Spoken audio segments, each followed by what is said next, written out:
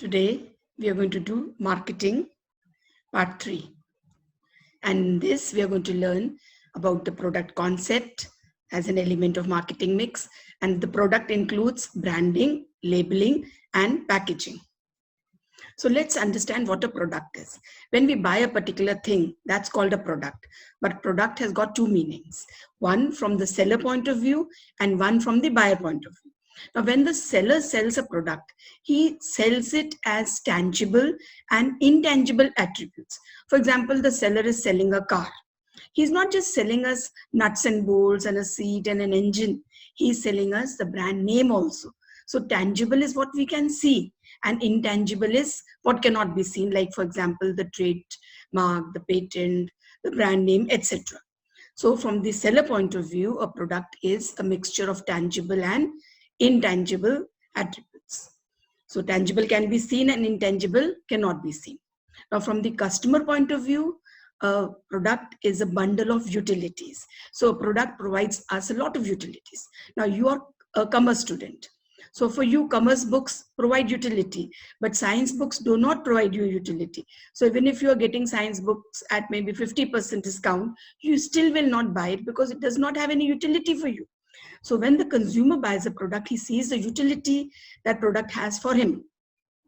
And when a consumer buys a product, he looks for three benefits. The first is the functional benefit. For example, I want to buy shoes.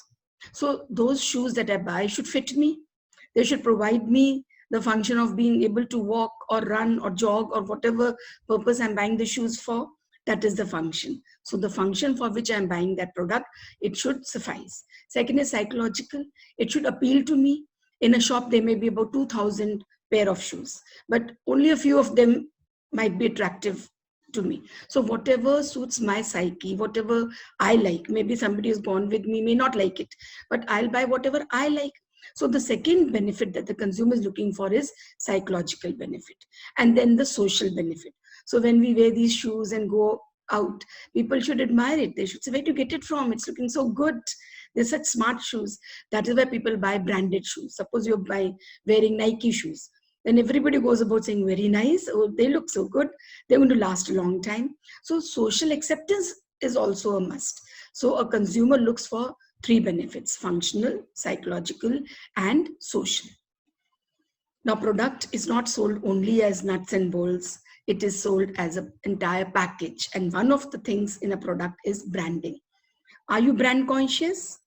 I'm sure each one of you is. Right from the moment we get up in the morning and we use our toothbrush till we go back to sleep at night and we switch on the good night, they're all brands. We are using brands without even realizing that we are using brands. So branding is very important to sell a product. Now, what is a brand? Brand is the process of giving a name or a sign to a product. Nike fits the bill very well. Nike has got a name, it's got a tick, that's a sign, and it's also got a tagline, just do it. Now, the terms related to branding are the brand. First of all, the name of the brand, that is a name, term, sign, anything and everything is included in brand. For example, Nike. Nike has got a tick mark, then the name Nike, and it's also got a tagline. So the brand has again got two parts, the brand name as well as brand mark. So brand name is that part of the brand which can be spoken. It is a verbal component of a brand. So suppose I want to have instant noodles. So I go to the shop and ask for Maggie. So the name that you can pronounce, you can say is called the brand name. Apart from the brand name, a brand has got a brand mark also, which cannot be spoken, but it can be recognized. For example, the tick in case of Nike. So brand mark is not utterable. You cannot utter it, but this can be used as a symbol or a color scheme or something like that. So examples are Devil of Oneida TV, it had a symbol of devil, then the tick mark of Nike. Now that brand mark which gets a legal protection is called trademark. So if you have got your brand mark registered, then nobody else can use it, and a registered brand mark is called a trademark. Now come to the advantages of branding to the marketeers. First of all, it enables the product differentiation. The product of one company can be distinguished from that of the competitors because everybody has got their own brand name and the brand marks. Then helps in advertising and display.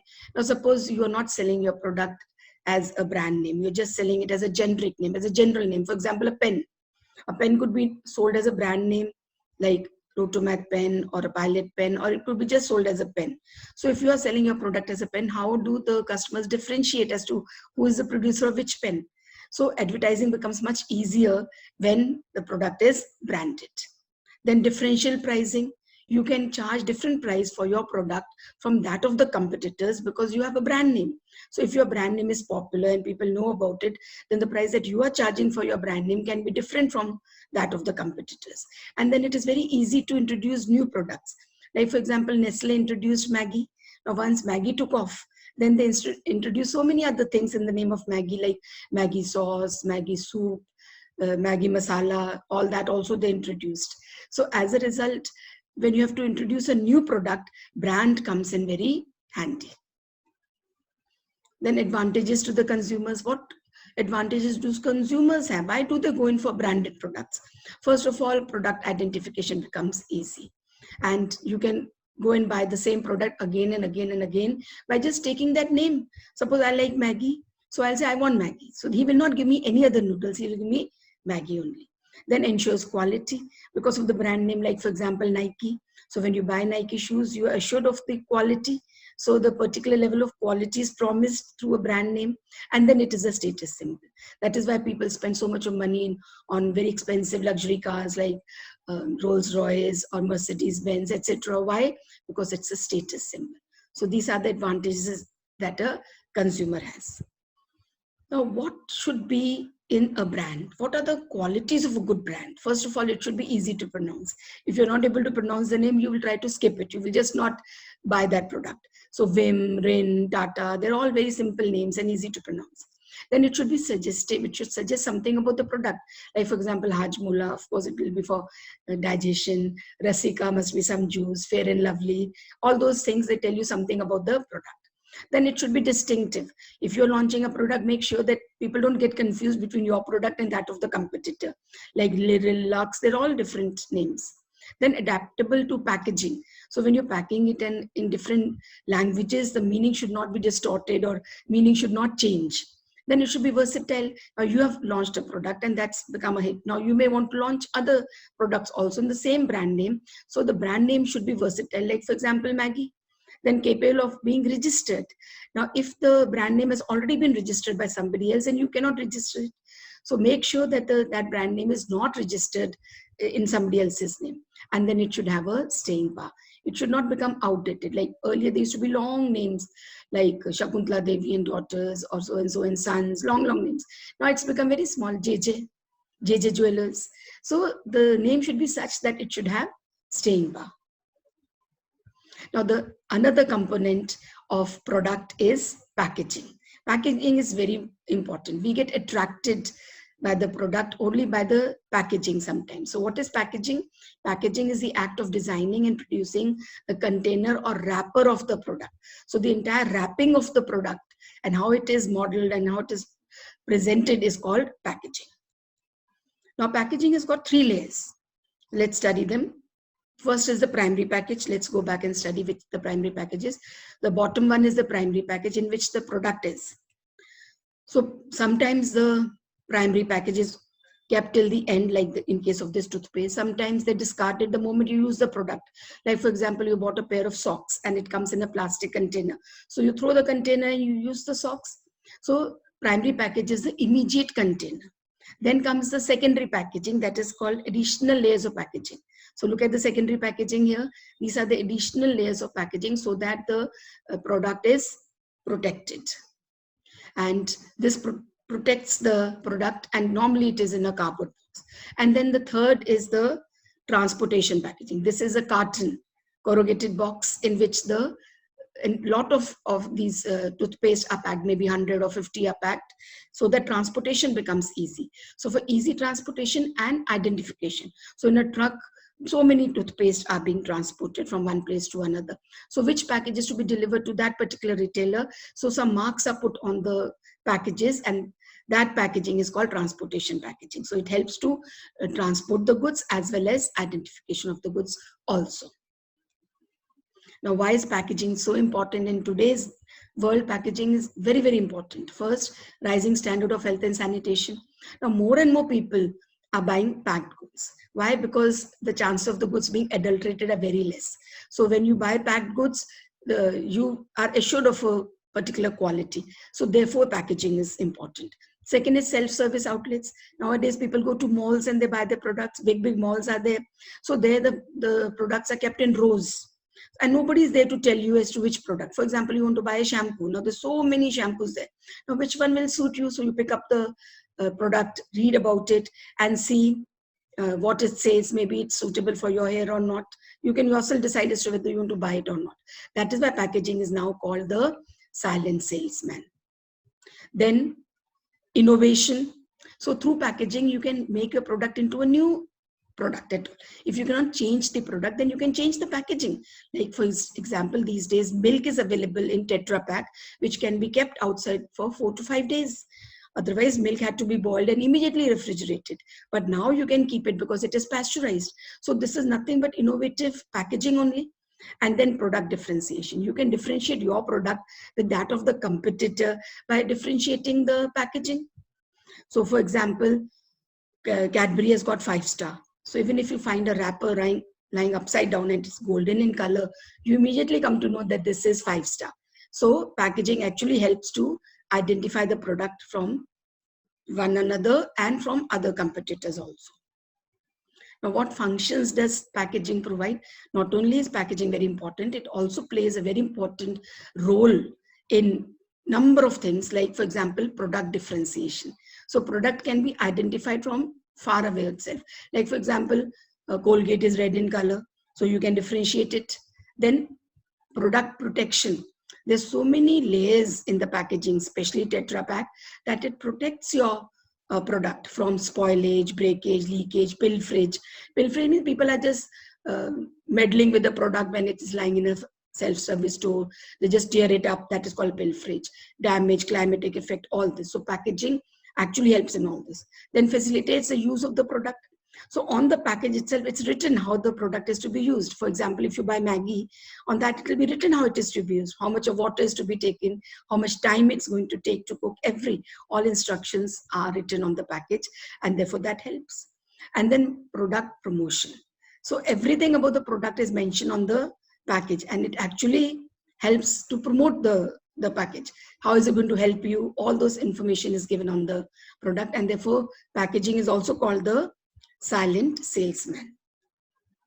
Now, the third component of product is labeling. Labeling refers to designing and developing the label. Now, label could be very fancy. Any and every information put on a package is called labeling. Whatever is put on a package is called a label. Is called labeling. Labeling could also be a small tag. You buy 1 kg sugar in a transparent package, and there's small little bit of slip inside it which says 1 kg sugar and the price. That is also label. If you're wearing a shirt and at the back of the shirt the name of the seller is written, and below that your size is written, that is also labeling. So some label we like to highlight, like Monte Carlo MC written in a triangle. We would like to highlight that. We would want everybody to know that we are wearing a Monte Carlo product. Or there's some label that we like to hide, like for example your size, that you would not want anybody to know what size you are wearing. So that is labeling. Now, once in the exam it came, they had said that put 10 points on a label of a fruit juice. So I've specially made this for you. It could come in any other form again, because sometimes in CBSE the questions are repeated also. And therefore you should know what exactly is to be put. That time the children were in for a shock and they just wrote anything. So what are the things that should be there on a label? That is the price. Look at this. The price should be written, of course. The quantity, if it's, or weight. If it is weighing, then it should be a weight. Then the content, what all is there. Then the usage, how to use it. Then FSSAI mark means the quality mark. Then the batch number, manufacturing date, expiry date, and the name and address of the manufacturer. All these things are compulsorily put on the label. These are 10 points of information that should be put on the label of a fruit juice. So I hope you understood that this is a fruit juice. Now come to the functions of labeling. What does labeling do? Describe the product and specify its content. Now this is very important. the label describes the product, what is the product all about, and about how to use it, and what are the cautions that you need to take. For example, if you're buying instant noodles, how to cook it, what all is included in it. Sometimes certain things don't suit you, like for example, there may be gelatin, maybe from animal origin, or it may be from plant origin. So you may want to buy it only from the plant origin. So check out the contents, check out what is written on the product, and then accordingly you can see whether you want to buy it or not. Then identification of the product or brand. So by looking at the label there, you come to know what the brand is. Like for example, Uncle Chips. So if Uncle Chips is written there, you automatically come to know these are that brand of potato chips from so many packets that are lying there. Apart from this, this is very important information. Name and address of the manufacturer, date of manufacturing, maximum retail price, MRP, that is expiry date, etc., which I've already discussed in the previous diagram. They have also to be put up on the label. They are identification marks. Then grading of products. Now, agricultural products sometimes do not grow according to our specification. Therefore, they have to be graded. So there's a very famous brand of tea which grades its products like red label, green label, yellow label, like that, according to the quality. So all the tea cannot be sold at the same price. So you can grade them according to the quality and charge different price for it. Then helps in promotion of the product. Now I've put one small star here, save rupees 15. So whenever something is put up on a product, that attracts your attention. Buy one, get one free, 20% extra, pay less, something like that. So this helps in the promotion of the product. So whatever you want to write on the product is called labeling. Everything that has been put up on the product is called labeling. So labeling attracts the attention of the customer whenever you put up any promotional message. Then providing information required by law. This is very important. The law has certain requirements that has to be met. So for example, in case of tobacco, you have to write statutory warning regarding consuming tobacco is injurious to health. Similarly, for baby food, the statutory warning has to be written that mother's milk is the best. Similarly, for any other product, let's say toys for small children, choking hazard, need parental guidance, etc. So whatever the law requires, that statutory warning has to be compulsorily put on the label. So that brings us to the case study. And as always, we are going to start with what has been asked and go about looking in the entire case study, that particular thing. So identify and explain the important product-related decision. So they're asking about one decision that was not taken into consideration by the company. So let's do it. Crackers Limited, a firecracker manufacturing company, launched some new products on the eve of Diwali in the market, which attracted many buyers. To meet the increased demand, the company employed children from nearby villages. Although products were in great demand, appropriate safety warnings for use were not mentioned on the labels, which led to many accidents. Identify and explain the important product-related decision that was not taken into consideration by the company. So I'll give you a moment to recollect. It should be obvious. Yes, appropriate safety warning were not mentioned. That means the statutory warning that is required was not mentioned. So which decision is it? Yes, you got it right. It is labeling. Labeling says the statutory warning as required by the law should be put up on the package. And that's all in this video. Thank you.